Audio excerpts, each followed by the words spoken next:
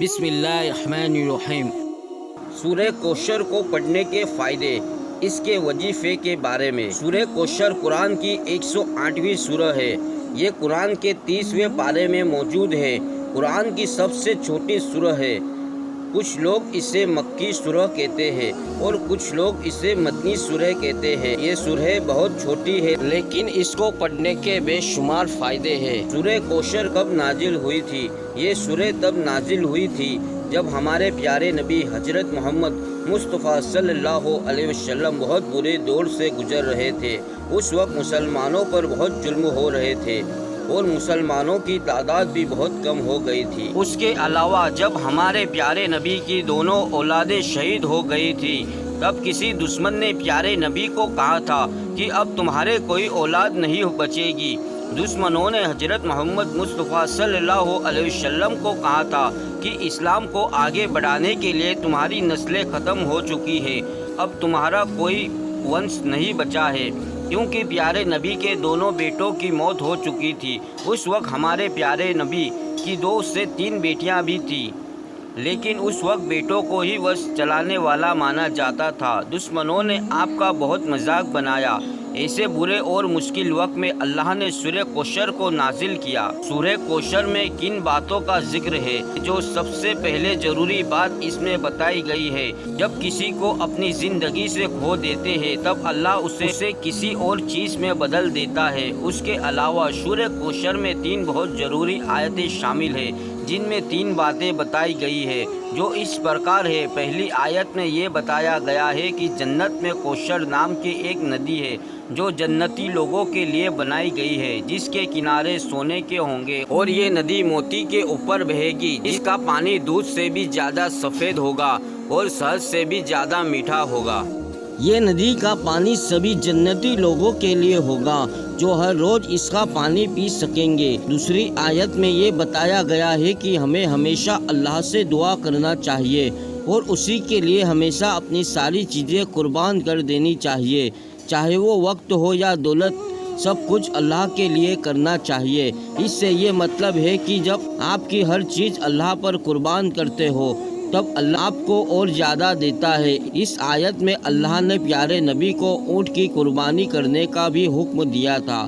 اس وقت اونٹ کی قربانی اپنی دولت قربان کرنے جیسا تھا۔ تیسری آیت میں بتایا گیا ہے کہ پیارے نبی کے سارے دشمنوں کو کاٹ دیا گیا ہے۔ کہنے کا مطلب اللہ اس سورت میں فرماتا ہے پیارے نبی کے سارے دشمن کاٹ دیے گئے ہیں۔ سورہ کوثر پڑھنے کے کیا فائدے ہیں؟ جن لوگوں کی کمائی کم ہے یا ان کے پاس کمائی کے زیادہ سادھان نہیں ہے ان کو سورہ کوثر پابندی سے پڑھنا چاہیے۔ انشاءاللہ اس کی برکت سے کمائی کے راستے کھل جائیں گے۔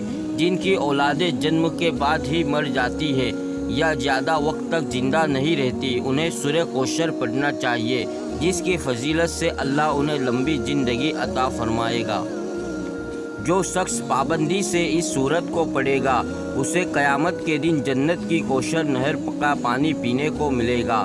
اپنے دشمنوں سے ہر وقت حفاظت کے لیے سورہ کوثر پڑھنا چاہیے، جس سے دشمنوں سے ہر وقت حفاظت رہے گی اور آپ محفوظ رہو گے۔ سورہ کوثر کی برکت سے آپ ہر طرح کی بیماری سے محفوظ رہیں گے۔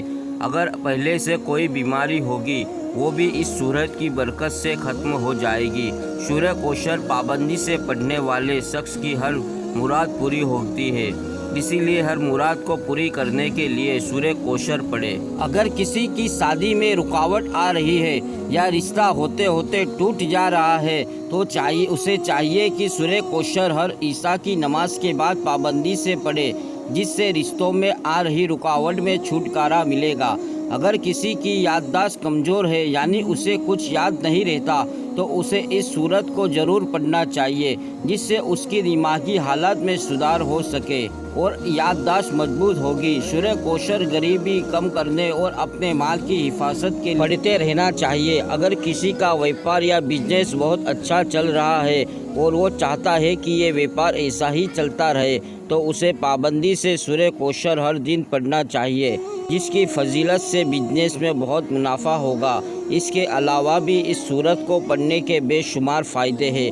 ہمیں چاہیے کہ ہم قرآن کی ہر سورت کو پابندی سے پڑھیں اور اس میں بتائے گئے راستے پر عمل کرنے کی کوشش کریں تاکہ ہم اللہ کی عذاب سے بچ سکیں اور ایک بہتر زندگی گزار سکیں۔ سورہ کوثر کب پڑھنا چاہیے؟ بہت سے لوگ سوچتے ہیں کہ اس سورت کو پڑھنے کا سب سے اچھا وقت کون سا ہے۔ بہت سے لوگ ایسا کہتے ہیں کہ اس سورت کو اتنی مرتبہ پڑھنے سے ایسا ہوگا، یعنی کوئی 33 مرتبہ پڑھے گا تو ایسا ہوگا، کوئی 21 مرتبہ پڑھے گا تو ویسا ہوگا۔ ایسا کرنے یا کہنے سے فرق نہیں پڑتا، فرق یہ پڑتا ہے کہ آپ سورہ کوثر کو کتنی محبت سے پڑھ رہے ہیں، کتنا دل لگا کر پڑھ رہے ہیں، کتنا خوشی سے پڑھ رہے ہیں۔ اگر آپ صرف کسی کے کہنے پر سورہ کوثر کو 21 یا 33 مرتبہ پڑھ کر اس کام سے نپٹنے کا سوچ رہے ہیں تو وہ غلط ہے۔ آپ سورہ کوثر کو جتنا دل سے پڑھیں گے اور اللہ سے دعا مانگیں گے تو اللہ آپ کی دعا کو ضرور سنے گا۔ پھر بھی ہم آپ کو بتا دیتے ہیں کہ اس سورت کو پڑھنے کا سب سے بہترین وقت کون سا ہے۔ سورہ کوثر کو آپ کوشش کریں فرض نماز کے بعد پابندی سے جتنی مرتبہ پڑھنا چاہیے پڑھیں، کیونکہ اس وقت پر آپ کا دل اور دماغ بہت شانت رہتا ہے اور آپ کا دھیان صرف اللہ کی عبادت کی طرف ہی رہتا ہے۔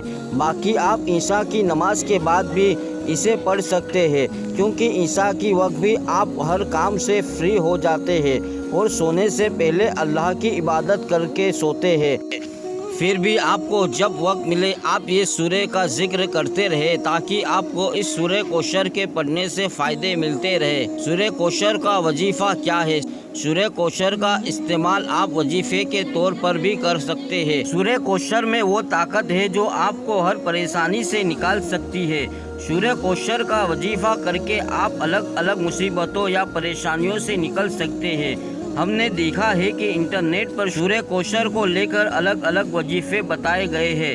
بہتر ہے آپ اپنے حساب سے دل سے اس سورہ کو پڑھیں جس سے آپ ہر پریشانی سے نکل سکیں۔ باقی اللہ سے دعا کرتے رہے، انشاءاللہ آپ کی ہر دعا قبول ہوگی۔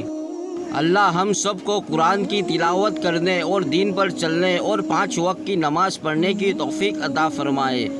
دوستو ہماری ویڈیو پسند آئی ہو تو پلیز لائک، سبسکرائب اور کمنٹ ضرور کریں۔ ملتے اگلی ویڈیو میں۔ اللہ حافظ۔